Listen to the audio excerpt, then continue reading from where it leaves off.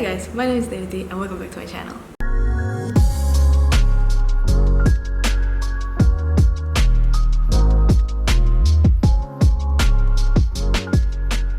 Today I'm going to be wrapping up all the books I read in June and July, particularly because I didn't read a lot of books in June and I didn't feel like it warranted like an entire video, so this way I can talk about all the books in one go. And I did read a lot, and in July I was in like a filming slump. Okay, I mentioned this in my other video as well, and I just didn't feel like recording anything, but I'm back. I feel good. I want to keep this momentum going, and it's not for any lack of reading, right? I read a lot of books in July, and I did finish one today, which I know when I'm filming this is August, so technically this book I read in August, but I kind of want to mention it now in this video because it's very fresh in my head and I want to talk about it. So let's get started with this wrap up. And let's talk about the book I just finished today, and that is Verity by Colleen Hoover. This story, it is one of the most disturbing and weird and messed up stories I've ever read. How do you write this? And I don't know, like, how do you disassociate the writer with what she's writing? When you write shit like this, it's hard, okay? Like, is this writer okay? Like, I've only read It Ends With Us by Colleen Hoover. That's the only other Coho book that I've read because I wasn't a big fan of her writing style. But this is a romantic thriller, okay? This is not romance. She is a romance author, but even then, It Ends With Us that's not a romance either. So this is a romantic thriller, and it starts off with this woman called Lowen. She's somebody who wants to make it as a writer, and she gets the chance to ghostwrite this famous author called Verity. Apparently she has met with an accident and now she's basically a vegetable. She can only exist. She has no consciousness, like she just like stares into the distance, something like that. So something has happened to her, and now the publishers and she has like 3 more books in the series left to write. She's a very famous thriller writer, and the publishers want somebody to finish the series, and they happen to pick Lowen because apparently the husband of Verity, his name is Jeremy, and he recommended Lowen to the publishers. So that's how it starts, and she goes to their house, like Jeremy and Verity Crawford. She goes to the Crawford house to get like the notes from Verity's office with regards to like her last books, to see if there's any idea that she has outlined or whatever it is, right? So she gets to go through her entire writing process and find out like all these notes and everything. So while she's there, she finds this manuscript which is not related to any of her books, but it's a manuscript about her life. It's like an autobiography, and she starts reading it, and let me tell you, this manuscript, it is not for the faint-hearted, okay? Verity pours out her heart, and she basically writes every single thing that happens in her marriage, in her life, with regards to her kids, with regards to her sex life, her husband, like everything. And it is some messed up shit, and I couldn't put this down, okay? I don't want to say it anymore because I honestly didn't know going in it was that kind of story. I just realized that people always say that this is such a messed up way of life, and it's such a messed up story. Other than that, I didn't know what I was getting myself into, and I just couldn't put it down. This is such a wild ride. I didn't expect it to be this good. I gave it 5 out of 5 stars. These characters are so messed up, like all of them. You can't trust anybody, and the biggest thing about this book and the story is that how you can manipulate the truth. Like, what truth are you manipulating, and whether the content is so ambiguous and crazy, you just don't know what the truth is and what really happened because you're reading it from so many people's perspective and stories. So yeah, I mean, for the people who have read this, and I know there's this discourse about like whether you're team manuscript or team letter. For me personally, I think it's both. There's truth in both the letter and the manuscript, so there's no way that you can pick one and say that's the truth, because the whole idea is these people, they manipulate the truth and they do it so well. So in order for you to manipulate the truth, there has to be some sort of truth within any context. So that is it. That is, I don't want to say more. I want you to read this. It's such a great book. It deserves all the hype, and I hope you pick it up. Right, so let's go back in time now to June, when I read when I listened to the audiobook for My Dark Vanessa, and this again I gave it 5 out of 5. It is also a very uncomfortable story, because it's not the same lines as like Lolita, right?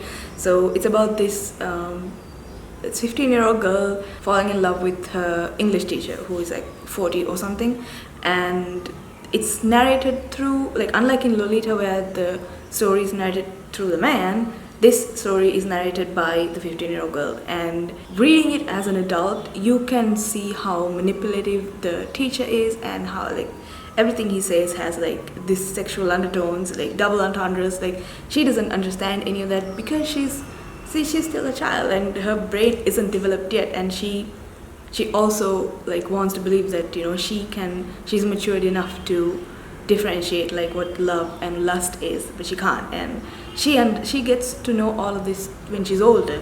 So that's also part of the story where the narrator is narrating the story of her falling in love with this teacher when she was 15, but she's narrating it as an older woman. I think she's like 30 or something. That's essentially the story, and I don't want to say much about it, because it's something that you need to experience for yourself. Read it without any previous like previous reviews or opinions, because it will get you thinking. I mean, for me, there's nothing romantic there, and I didn't see that in the book, and I don't think that was the point of the story either. But it was very uncomfortable to read, and yeah, I found it very uncomfortable, because it's especially the way the teacher and like their conversations were going, and there's a lot of that.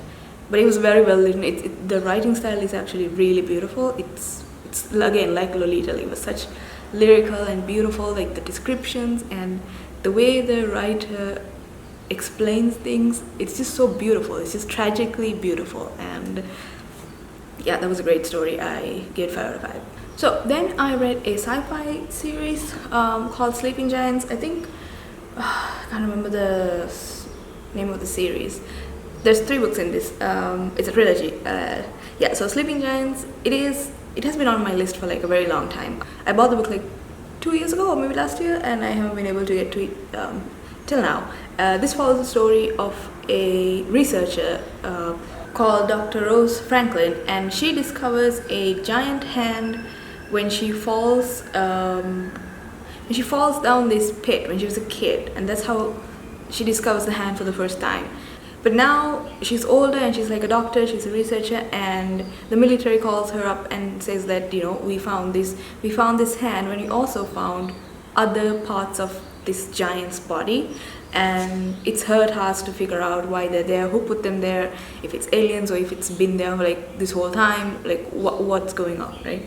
So this story is told in an interview format, right? And it is so interesting because you don't know who this interrogator is. You never see this person who interviews so many people. Like, you understand how the story goes, like with these scenes and how he's questioning people. But again, I think it's a he.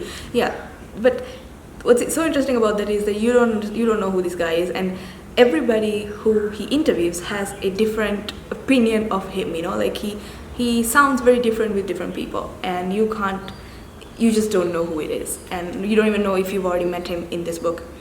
So that part was really interesting. But in terms of like the plot itself, it was good for a while. Like I think I gave this 4 stars if I'm not mistaken. It is good. It's really good. It has the sort of like a mind fuck element to it, but it kind of started dragging a little in the middle, which I didn't really enjoy. But I want to continue because this is a trilogy, so I don't want to I don't want to judge too early. So yeah, this is great. If you're into like the whole mysterious sci-fi elements where, you know, like you find like these different artifacts and you don't know where they're coming from, if it's aliens or if it's something else, these conspiracies. So yeah, all of that is great, and there are like really good characters in this book, which I found to be very funny, and also I started to care about towards the end of the book, and it was there were like really heartbreaking scenes, and there's like a big what the fuck moment at the end too. So I really want to continue this, and I probably will listen to the audiobooks for the other two because I don't think I'm gonna buy the books. Just so then I listened to this audiobook for, it's a romance called Cafe con Lychee. Again, 4 stars. It was good. I enjoyed it. I think, yeah, it was a kind of book that I really needed when, like, at the moment. I just wanted something simple and sweet, and it delivered, and I really enjoyed it.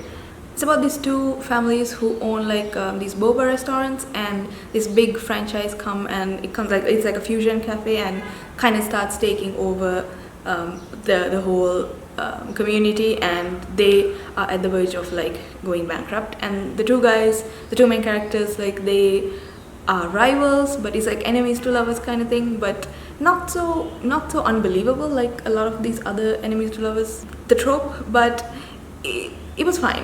I enjoyed it, and I honestly can't remember much about that book, so I think that should tell you something. It's a nice story to listen to while you know, like a palate cleanser. It didn't leave me with anything.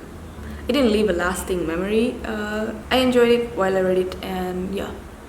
I'm trying to think what else was there that was fun about it. I just can't. I think I enjoyed their conversations, like especially what's his name, Gabby and Theo. Like their dynamic, the conversations they shared, that was really interesting. Especially Gabby and Theo, they are very different people, and they come from different worlds. One is out, one is still in the closet, and a lot of pressure that comes with that. So it was very well represented, and the conflict and the resolution, they were all very satisfying.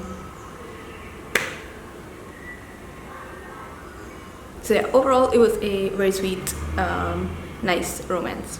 And then finally in June I reread The City of Brass because Aisha and I, we are doing like this daevabad read along for 3 months, and in June we finished the City of Brass. And this, look at all these tabs, right?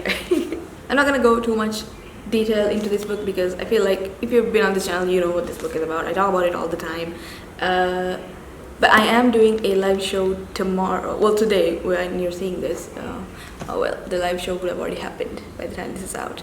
But yeah, we would have done the live show for this and this one, Kingdom of Copper, which I read in July. So these 2, I've already tabbed my heart out. Look at all those tabs. And I really enjoyed them. They are even better a second time around, and I just can't get over these books. They just reignite my love for these characters, this world, this story. It's especially in Kingdom of Copper, I have to say that she focused so much on the other characters and like the conflict itself, which I really appreciated, because it's not just the 3 main characters that you start to care for, and then you start to, even the villains, even the bad guys, they're not, you can't exactly call them villains because you know where they're coming from, you know what their situation is, and they're just trying to make the best out of a worse situation. And yeah, they just don't make the right decisions all the time, and that affects a lot of people when you are a powerful person. Unlike what's happening with our country, these people actually have valid reasons. So these 2 books, I really liked them, I really enjoyed them. I gave them both 5 stars. But yeah, let's move on. I'm not gonna talk about this again. So then I started the new release Stardust Thief by Chelsea Abdullah, and I DNF'd it. I did not like it at all. It's like a Jinn story, right? It's very similar to City of Brass, how it was pitched, but yeah, it just didn't work for me. I didn't like the main character at all. She was very boring and dull. So I honestly, the thing is, like, I can't exactly say it's a bad book because I didn't really get far into it. It's a DNF. It's not for me. I don't know if I'm gonna ever pick it up again. It did work. So moving on, next one, I also DNF'd The Shadow of the Gods. I've been trying to read this for like months now. I put it down, I pick it up. I want to give this a proper shot, and I tried to read it like 3 or 4 times now, and I just can't get through more than 30%. And so I was like, that's it, I'm gonna give up. It's not for me. It's Norse mythology, and I'm not familiar with it. I don't like it. I don't even like the writing style. No, the characters are not interesting enough. They're just very mundane and very mediocre, like very stereotypical fantasy characters, and it's just not for me.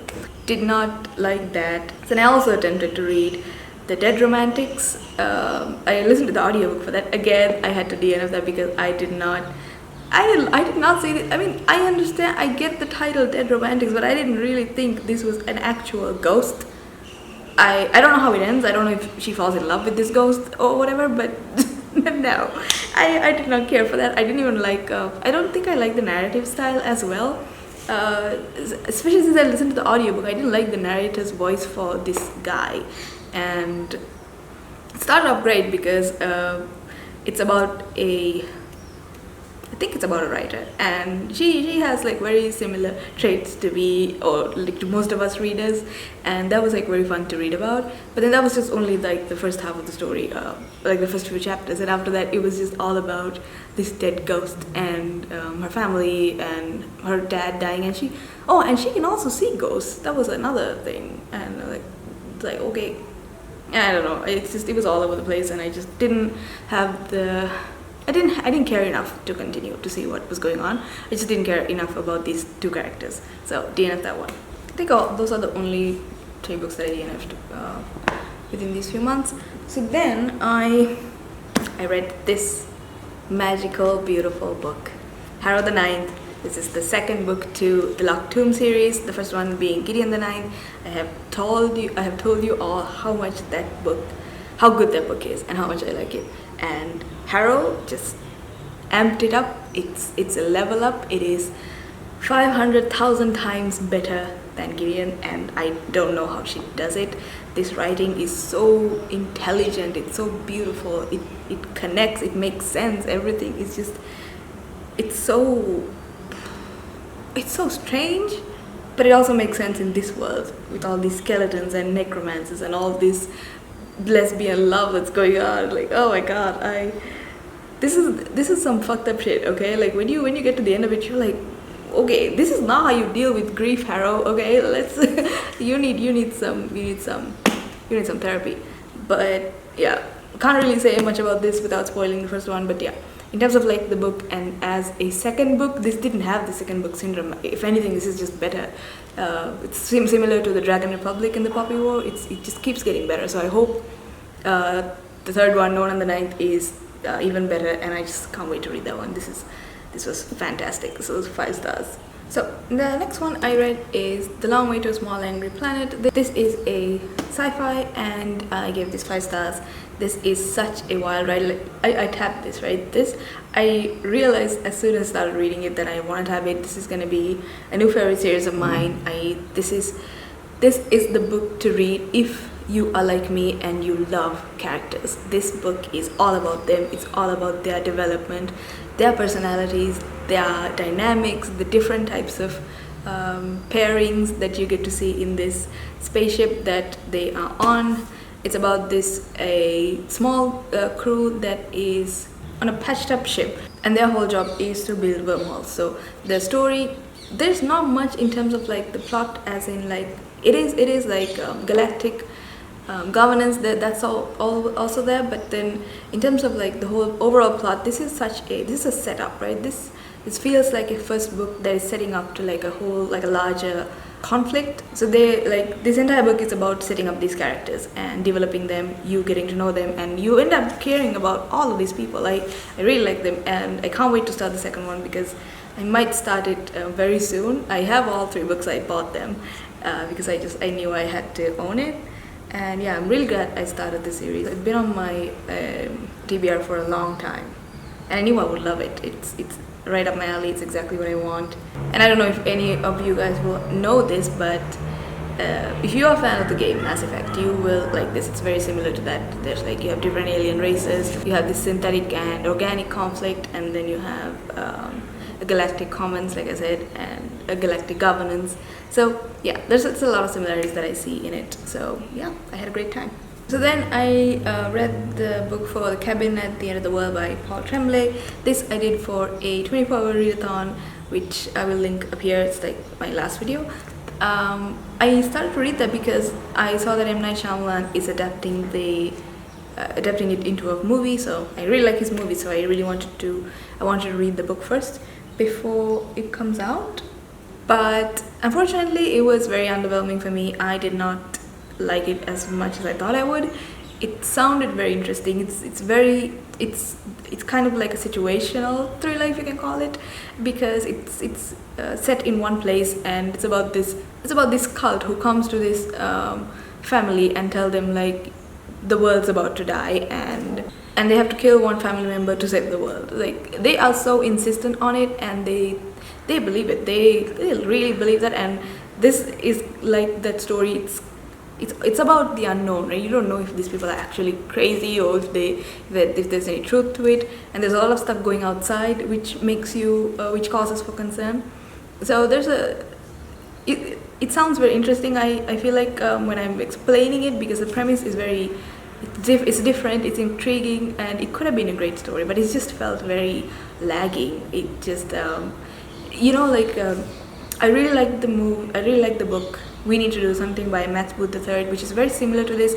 It's like an event is happening outside, and some people are trapped inside, and it's very intense. Like, you have to keep that momentum going. If it's a story like that where it's very intense, like you don't know what's going on, you don't know what's true, because the narrators are very unreliable.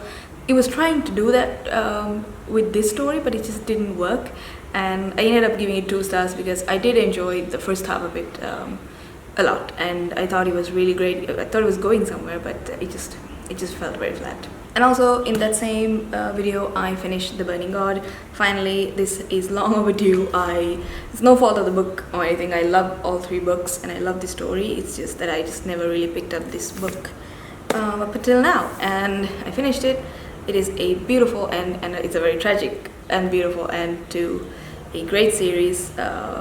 Just like Jade Legacy, this was a very satisfying ending. It couldn't have ended any other way. This is 5 out of 5 stars. I would definitely be reading this again. And the battle strategies in this book is out of this world. I don't know how she can write this intelligently, and I'm just so impressed. It is beautifully written. Rin's character arc, she is one of my favorite characters. Like, I don't think I've ever read anybody, a female character, mind you, because Dara is also like still on top of my list in terms of like good character arcs, but in terms of like a female character, Rin is right up there alongside him. This is her story, her arc, and everything she had to suffer, and everything that happened to her and made her grow. And yeah, she's a beautiful character. She's a beautiful, fleshed out, well-rounded character, and I loved it because she is so great. She's not a hero, she's not a villain. She's such a great character, and the writer really did show that. She didn't just tell us everything. Everything I'm telling you now is things that I deduced from reading this book. This is my opinion. You could be completely off and completely different to mine, because at no point the writer tells you that this is who Rin is. It's completely up to you to decide what kind of a character she is based on her choices and her decisions, because our opinion of what she's doing could be very different from one another. So it was a wild ride. It was very emotional at the end. I loved it. It was very hard to read. I got a lot of anxiety reading this book, okay, and that doesn't happen very often. But yeah, this book was a lot. So it's a very heavy book. Make sure you are in the right headspace when you finish this series, because it's the end. There's a lot of chaos, there's a lot of distractions, a lot of emotional trauma going on. So yeah, be warned.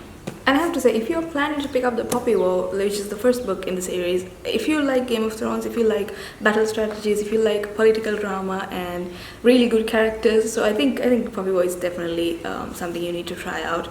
It's about like the Sino-Japanese War, the Opium Wars, and like the Chinese Civil War. So they are all rooted into this story, and you also see shamanism, like speaking to the gods and having gods do your dirty work, essentially. So it's a well-rounded story with fantastic characters. So if you like Game of Thrones, I think that's the best comparison I can give you. But yeah, either way, I think you should pick it up because I absolutely loved it. So those are all the books I read within these couple of months. I'm currently reading a thriller and Empire of Gold, which is the third and final book to the Daevabad trilogy. So I'll talk about that in my August wrap up. But hope you stuck to the end. Thank you so much if you did. And if you like this video, give it a thumbs up. And I really hope you're here for the long run. And I will see you soon with a new video. Bye bye.